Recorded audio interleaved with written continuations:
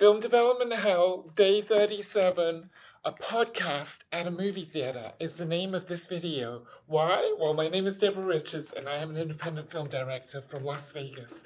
And if you're new to this channel, it's a long-form, deep dive, daily vlog, raw, unfiltered, into my life as an independent film director. And just 1 week ago, we had the world premiere of our second movie. It's called Shaken and Stirred, The Story of Flair Bartending. You can click in the link down below to watch the trailer, and you can even rent and buy it now today worldwide. So do that. But let me bring you up to speed. Why are we walking down a hallway? Who is this person here? Why are you watching this channel? These are all good questions. This is Kimberly Skyrme. She is a CSA casting director. And, oops, I missed the video thingy. She's a CSA casting director and a dear friend. And behind her is Patrick Wirtz, Emmy-nominated producer in his own right and my business partner. And right now, the three of us are off to the movies because, Pat, can you explain this? Because I think you can explain it better than me. What are we doing? Yeah, where are we going? Downtown Cinemas, Las Vegas. The other place downtown that shows movies besides Beverly Theater, where we had our. But why are we going there? We're watching a screening of Steamboat Willie.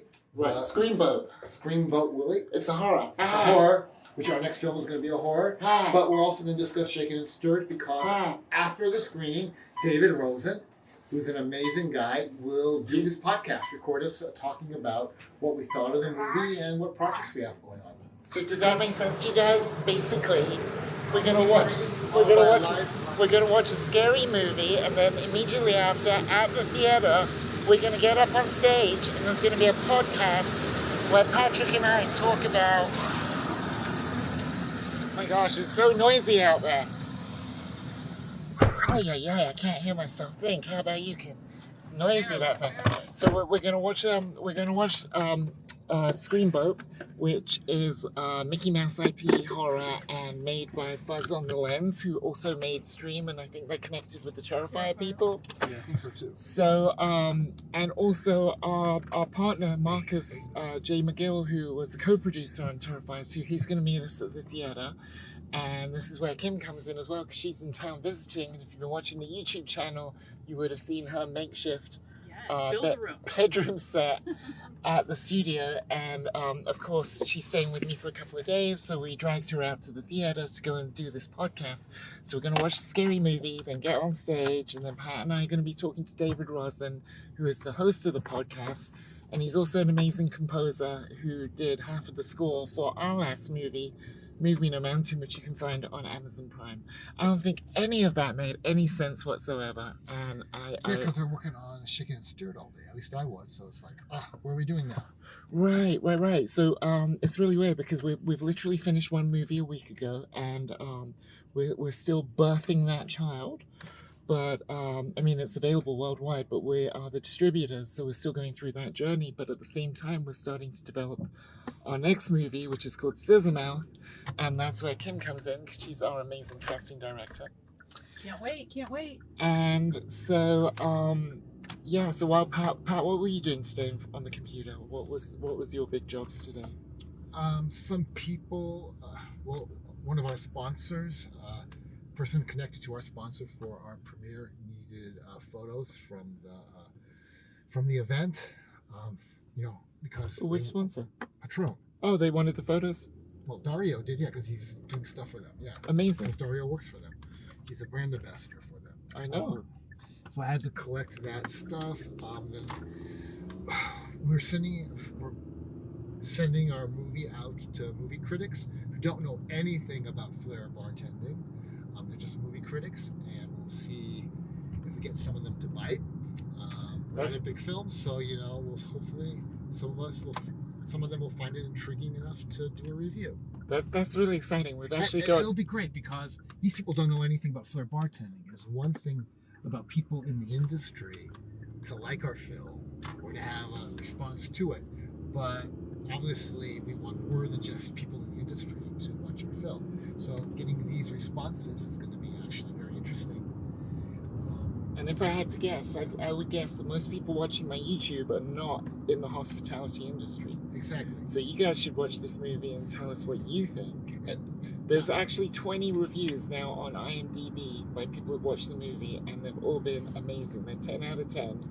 And in fact, you can even rate the movie with like a star thing. And I think we've got like 38 reviews, like star ratings. And they're all 10 out of 10, except for 2, which were 9 out of 10.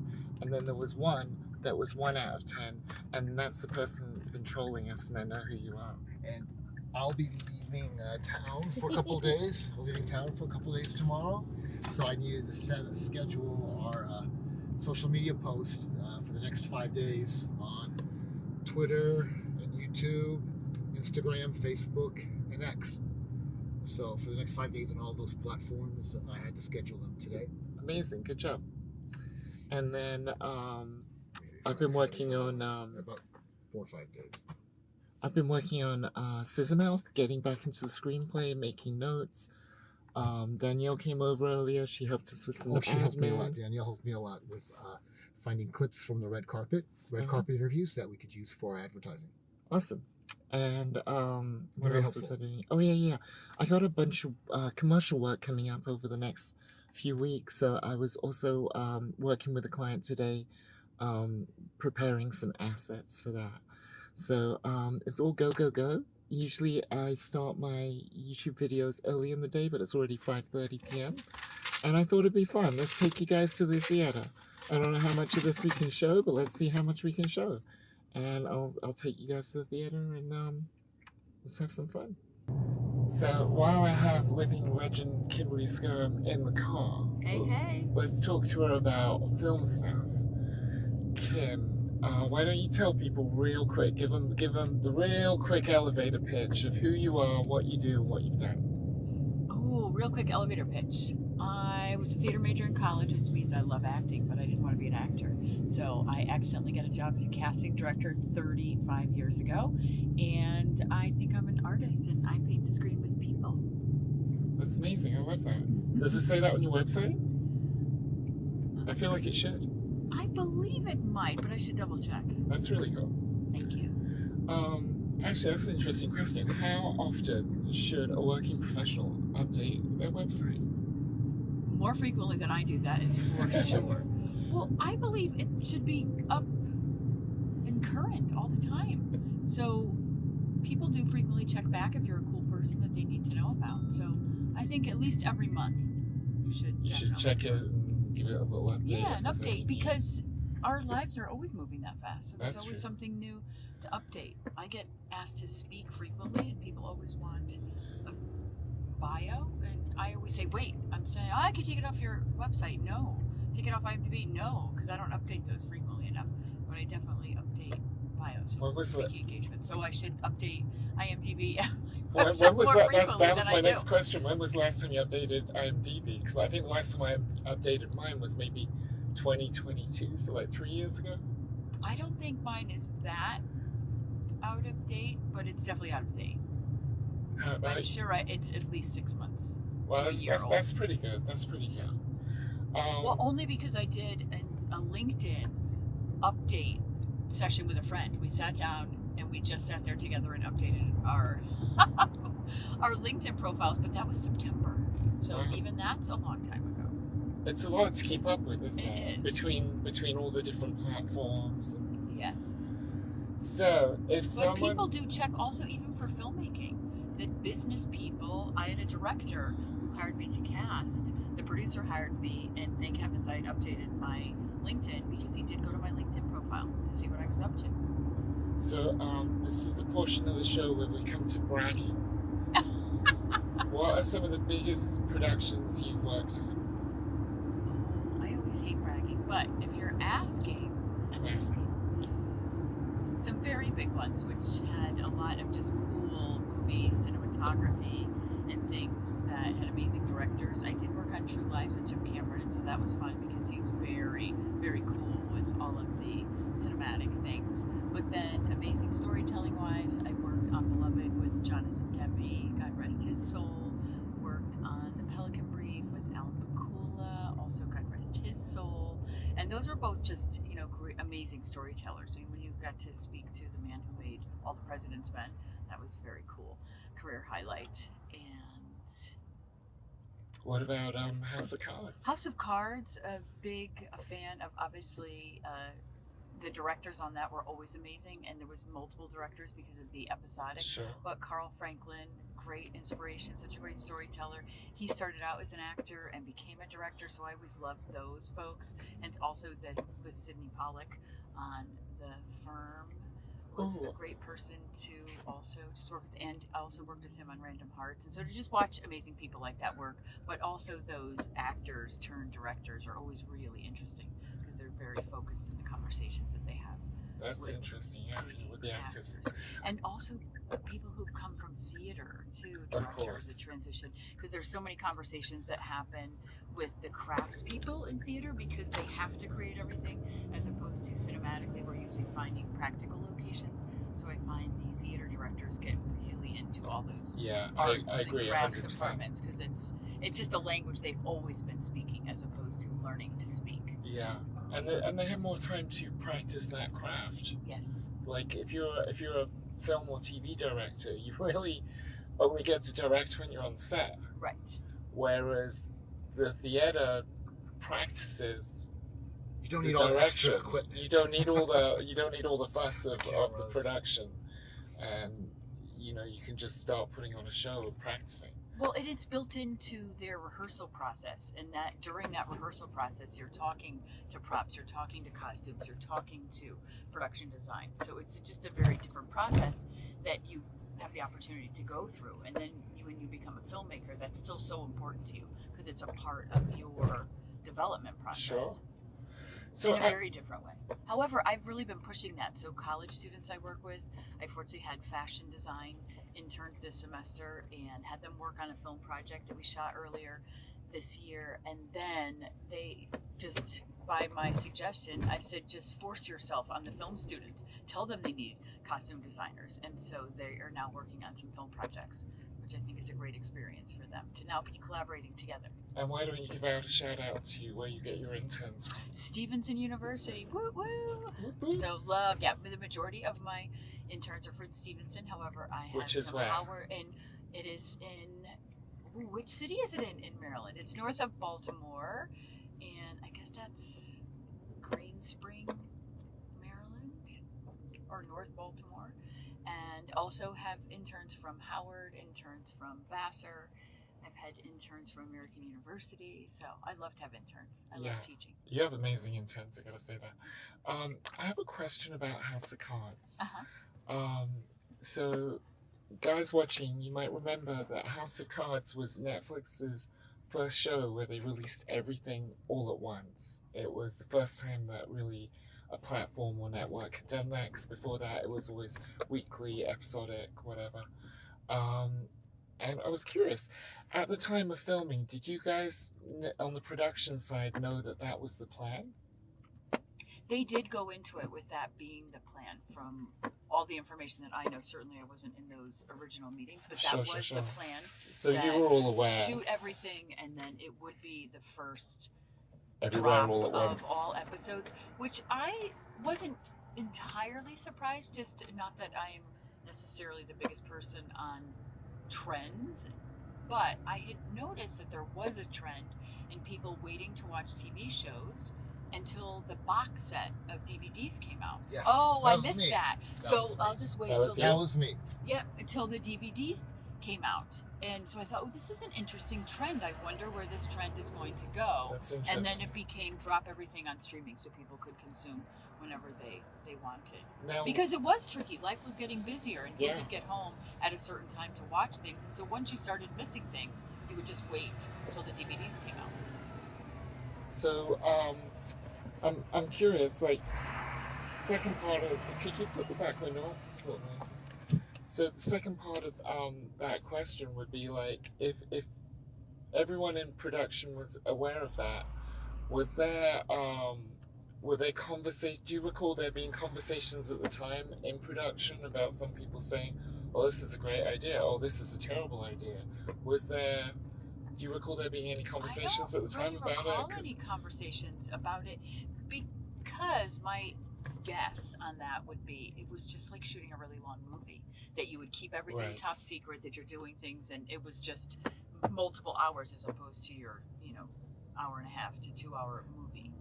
Because And that's what I feel like all of these great episodics are. It's just a very long movie. Yes. Sure. And you get to sure. experience the characters. You hope it goes well, and then you'll do multiple seasons.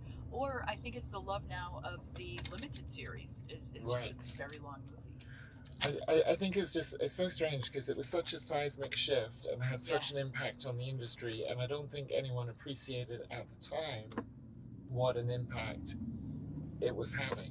Like, it was only afterwards that we were like, oh wow, now we all expect everything dropped at once. Yes. And now the streamers are having to run at breakneck speeds to keep up with Right. with that demand, and it's proved to be an unserviceable model. So I was kind of curious about, Which is like, why we do have this new trend back to, what's old is back new to again. episodic again. That you have to wait, get the mystery going, end the episode, and then you have Which the I love. anticipation of when you get to see it again. I'm right now, guys. I'm really into 1923 on Paramount Plus with Harrison Ford and who else is in it? What's her name? She's amazing. Helen Is that Mirren. Helen Mirren? Thank you, Helen Mirren and Harrison Ford. What a great pairing! They're amazing together. They've got great chemistry. Fantastic. Since the Mosquito Coast. Same as Mosquito Coast, yeah. Good call. So, but that comes out every Sunday, and I am genuinely excited because I'm so into the show. I'm genuinely excited about, yay, it's Sunday. I can watch the show. And Well, there is something about that anticipation. If you think back, and not that I had time to do it when it came out, but I do remember when Grey's Anatomy came out, and I knew multiple women who were having screening parties and inviting friends over. And it was the same with Sex and the City, that they were, waiting and getting together to actually watch the show. So it did create this anticipation of what was Yeah. coming next. I remember some friends and I, we used to do the same thing with the X-Files. we used to all watch, gather together to watch the X-Files. That's interesting. So why don't you tell us all what you're technically doing in Vegas right now? Why are you in Vegas? Well, I am other excited than to living be in a penthouse in a Las penthouse. Vegas, yes, exactly. To be a part of to these daily YouTubes. I am here for NAB, which for those who don't know, that's the National Association of Broadcasters, and they have been around for 100 years. They celebrated Really? 100 last year. Wow. And it originally started out predominantly for broadcasters, and so it was the technical people and, of course, those who were broadcasting the news. And it's really expanded over the years to be a big technical expo of equipment. People are showcasing things. And with the transition of digital filmmaking, that now there's definitely a crossover for a filmmaker, but then very specifically, very few women attend NAB. So I am here with a colleague, Amy DeLuise, who's the founder of #Gals and Gear, because she was here 1 year and said the ladies' room line was non-existent, so that meant something was wrong. If there was no line at the ladies' room, it's such a big convention. And here we are celebrating our 10th anniversary of coming to NAB and doing leadership programs for women, trying to help with the leveling up of women in the technical side of the industry, because they're often passed over for raises and for leadership roles because they just haven't had as much training. So we're making sure that's happening, and we definitely work with a lot of different companies doing beta testing so that there is, again, women who are testing the programs and platforms before they're launching them at places, so they can now be the expert and be on panels. Because usually the people on panels are the ones who have been doing the beta testing and are familiar with all the new technology. Did I mention to you recently that I became a beta tester for Adobe? No. Yes, I think you actually did mention It that. was at Gals and Gear last year Right. at NAB that I met the folks from Adobe, and they asked me shortly after, but our timetables just didn't line up So until now a few it is. weeks Oh, ago. great. I knew you And had the so now- conversations, but Yeah. official. So now I'm a beta tester, and I wish I could talk about it, but that's all I can. That's literally all I I'm can just say. beta testing. Yes, I'm- exactly. I Because it's so all want top to talk secret, about but that's it. great. I so want to talk about All it. the new tech. But you're making all the new tech better before it goes out to the public. So, yeah. Which is, again, a really great program that Amy, being somebody who's very into the tech side of things, too, really wanted to make sure that other women were getting these opportunities. Amy's amazing. She is Marcus is fantastic. calling, actually. Oh, Marcus is calling. Let's see what's going on in Marcus' world. Can you actually answer it? Yeah, I can answer it. Okay. Hello, Marcus. You were Hey, fine. Marcus. Hey, this isn't Patrick. Yeah, I'm driving. Yeah, I'm driving. Oh, you're there already? Okay, we're about 10 minutes, 5 minutes? Yeah, 10 minutes. There was bad traffic. There was an accident, but we almost got through it. 10 minutes We're 10 minutes away. At most. at most. Oh, okay, great news. Okay, cool, I'll let her know. Okay. Okay, copy that. I'll see you in a minute. Ciao, ciao. He's parked in the garage, and he's got your package, Kimberly. Oh, great. Woohoo. So, yay. So... Yes, we've been having lots of things shipped here for Oh, the for upcoming NAB? conference, yes. Swag So- bags, and stamps. And Nice. Oh, that's what I was going to say. Amy is a legend. She is a star. She does a lot with this organization, Gals and Gear, and Kim actually introduced me to Amy last year, I believe. And since I've been a proud member of Gals and Gear, And you've been a speaker on our Techwitty Hub, where Yeah. we monthly have programs that can, again, help women level up by hearing from, you got to see it to be it. So yeah, I like to get speakers in who can chat with women about places that they can go. I met some really good people through the Techwitty Hub, and still in communication with from being a speaker on that. I love speaking engagements. I love any chance I have to share information. I love it because I feel like I'm on this personal crusade against gatekeepers in this industry because there's so much nonsense in this industry. In fact, we were talking earlier about how much nonsense there is in this industry. Loads.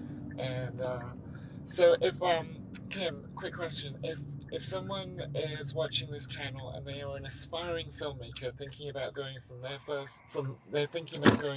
from shorts and making the jump to their first feature in the independent space anywhere in the world, without getting too into the technical of deals and stuff, what broad strokes advice would you give an aspiring filmmaker who's on the cusp of making their first film? Is 100% approach people who have more experience than you. Ask to take them out for a coffee and get advice. There is no reason why everybody should do the 40 miles of rough road and make all the mistakes. Get advice from people who have already done it. And most people are happy to help. And you'd be surprised if you ask people to come onto your project, even if you don't have a lot of money. If they can't do it themselves, they'll be able to refer people to you. It is definitely an apprenticeship business. So before you do that, even if you feel that you're above being a PA, if you've never worked on a feature film before, go PA on a feature film. Ask to be the director's assistant. Ask to be the producer's assistant.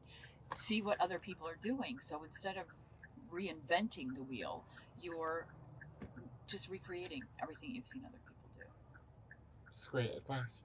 I think it's funny because you're talking about advice, right? It's one thing to get advice. It's another thing to hear the advice. Yes. Because a lot of people told me before we made our first feature, a lot of people said, don't do this, don't do that. And we were like, yeah, but we really want to do this and we really want to do that. And our heart is telling us, because we're artists, our heart is telling us to follow our heart, and the heart wants what the heart wants.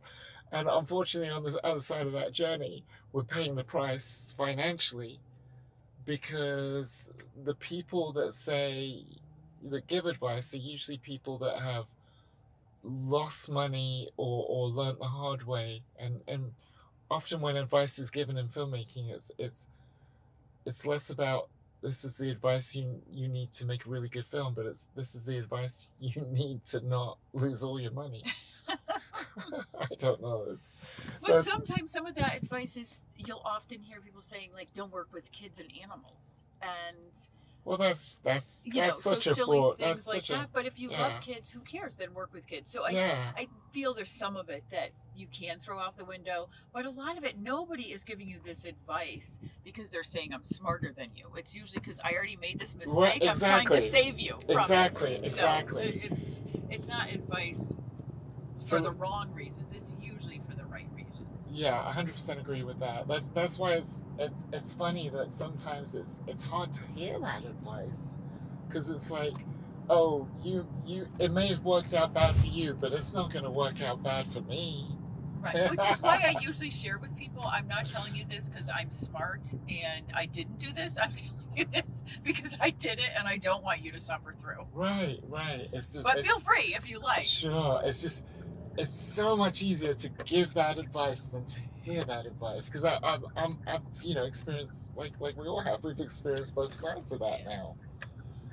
So But sometimes if you're a person who really loves to viscerally learn the lesson, which I do, I will often just do it anyway, just to make the mistake to fall down, because the learning is really into how you get back up oh, and survive it. So I really don't mind falling down because I feel like I learned so much from that it is still valuable. people like you, I want to rattle by the shoulders and say, "What are you doing? Listen to the advice." But I didn't listen to the advice either. So. But I do a lot of times to save the mistakes and save the. It will often shorten whatever it is that you're trying to do Sure. if you do listen to the advice. But sometimes you do. You just want to know 100% of it. What? And the why behind. Yeah, the why. advice. The why is. And sometimes you have to go on the journey and fall down to learn the why. Yeah, the note behind the note, as Judah likes to say. What is some of the worst advice in the film business you've ever had? Oh my gosh, I'm trying to think. This is where it is tricky for me because I turn everything into a teaching moment, whether it's for others or certainly for myself. It's why I know a lot. So I don't know what is the worst. Well, some I feel like the worst information I got one time, the person will remain nameless, but I early in my career met with a casting director, but I don't know, early, it was probably 10 years in, and this person spent the majority of our lunch, and I was referred to them by someone else, telling me, don't bother, stop doing it, was really dissuading me from doing it. And I thought, well, that doesn't feel nice at all. So I didn't listen because here I am 35 years later still casting and loving it. Someone once said to me at my first day of the American film market, they tapped me on the shoulder and they said, "Go home, kid. You got nothing." Wow. So I'm here with man, myth, legend, David Richards. He's an amazing composer, an all-round nice guy, and just a Vegas legend, basically. He was the composer on Movement of Mountain, one of two composers on Movement of Mountain for the score. And tonight we're here why don't you tell everyone what we're doing, because it's your event. Yeah, absolutely. We're here at Downtown Cinemas. We're doing a live Piecing It Together on Screamboat, the Mickey Mouse slasher horror movie. It's going to be just absolutely ridiculous. It should be a really fun time. I got a great panel, including Deborah here, and we'll be talking about the movie right after the movie screens, right there in the movie theater, and get some audience participation. I got some posters to give away, and it's going to be a really fun time. And did you know Mike Levy, executive producer? He was going to be here. I did not until like about an hour ago or something like that. That's Super amazing. cool. Yeah, super cool. So I'm very excited to have him here, and it's just going to be a really fun show. We've been doing these shows for like 2 years now at movie theaters. Downtown Cinemas has been an amazing partner in all this stuff, and so we got another one coming up in May, and we just did one last week actually, and so I just want to keep doing these shows, supporting independent movie theaters and supporting movies. I can't wait to see the format. I'm so curious about how this is going to pan out and roll out.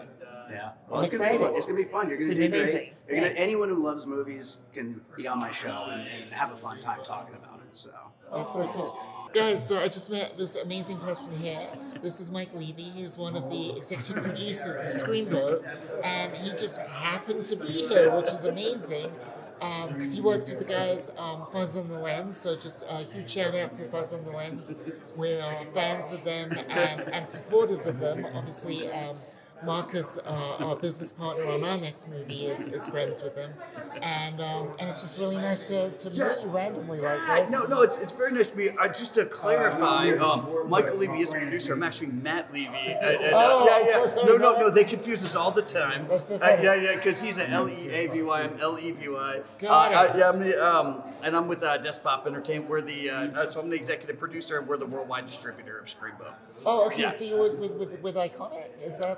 No, Iconic is the theatrical distributor, Right. and we're the distributor for everywhere else worldwide. Yeah. Oh, amazing. So the distributor name is? Despop Entertainment. Wow. And where are you guys based out of? So I'm in right New York City.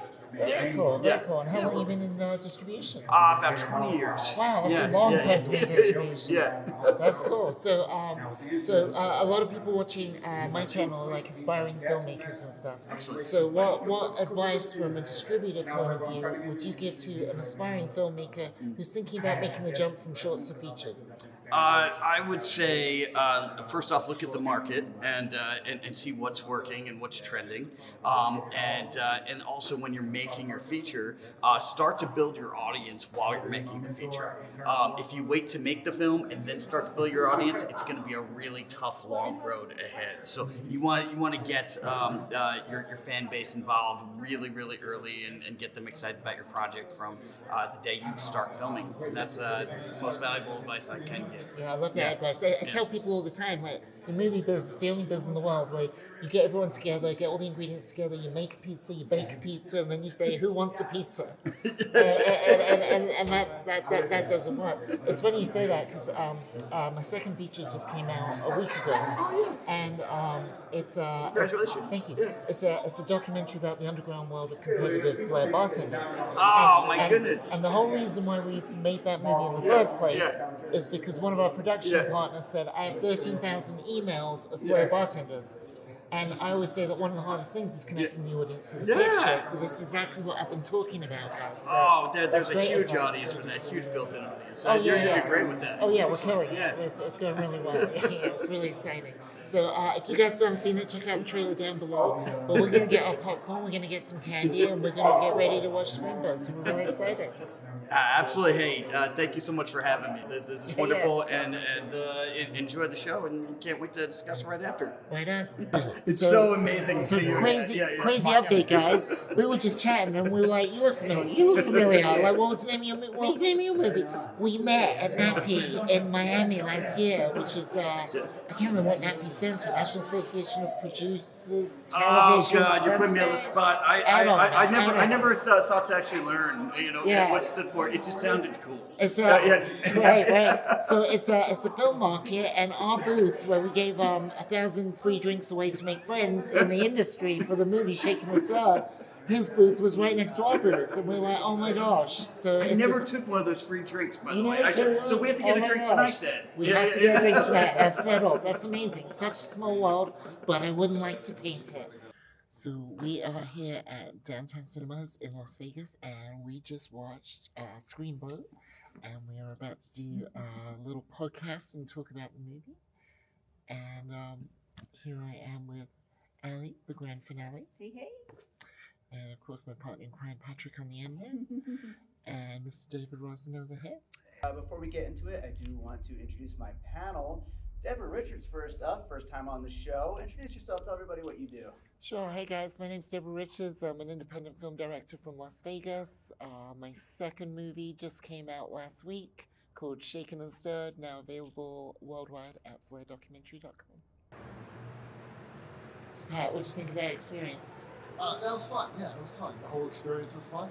The movie, the producer of the movie, who we met at NAPI, that's amazing. That's amazing. Who was right next to our booth, was right next to his. Yeah. Last year in January. That's crazy. It's so crazy. That's crazy. Was there too? And I got some cool stuff to tell you about that. Sure. We'll talk about it later. Yeah. So as well, look, the whole gang's here. Hey, look who's here. It's Marcus McGill. I want Justin again. Justin, come say hi to people on YouTube. So, say hi to my friends on YouTube. This is our friend Justin. He shot with us one day on Shaken and Stirred, and he's a great camera guy. Yeah, tons of every event that comes into Vegas is there shooting. Just suggested, what did you think of the movie Screamboat? It was amazing. So just everyone goes and sees it. It was a lot of fun. It was pretty gory, and there was an appendage, a male appendage. That's all I'm gonna say. Shows you how things can change so fast. Things can change so fast in the movie biz. Just based on who you know. Guys, we just want to bring you up to speed with something that happened this evening. So when we met Matt earlier, who is one of the distributors of the movie that we just saw, he and one of the executive producers of it, stroke of chance, we're talking and we're like, oh my gosh, you look so familiar. He's like, you look so familiar. He's like, were you at NatP last year? And I'm like, yeah, we were at NatP. He's like, I had the booth next to you guys. And we were like, oh my God, yeah, we remember you. So long story short, he was like, well, what about distribution for Shaken and Stirred? And we're like, well, we're actually self-distributing it and we've got that covered. And he's like, what about airlines and libraries? And I was like, what about them? He's like, they're really lucrative. Like, maybe we could talk about that. And I'm like, we can talk about that if you do a non-exclusive deal. And he's like, we can talk about that. So we're going to talk about that next week. So by going to this podcast tonight, we literally bump into the executive producer and distributor of this movie, who we somehow know from a year ago meeting in Miami, who is now potentially going to speak to us about getting Shaken and Stirred on airlines and in libraries. How wild is that? Potentially, I mean, who knows? We're going to have a talk about it. But, having someone to talk about things is better than screaming at the wall. Yeah, it's amazing. So that's amazing. So, Kim, did you have fun tonight? Woohoo! So much fun. Podcast was great. The podcast was fun. It was fun, right? Yeah, the podcast was fun. Yeah, It was definitely fun. should tune into that. So we are gonna head home now, and it's freezing in Vegas. I feel like I need some hot cocoa, but 56 degrees. It is really cold here, so I'm gonna go home and snuggle with Cookie. And if you like this long form content, please click on the circle up here and subscribe. Leave a comment down below. Let's keep the conversation going, and I will see you tomorrow for more film development hell. Peace.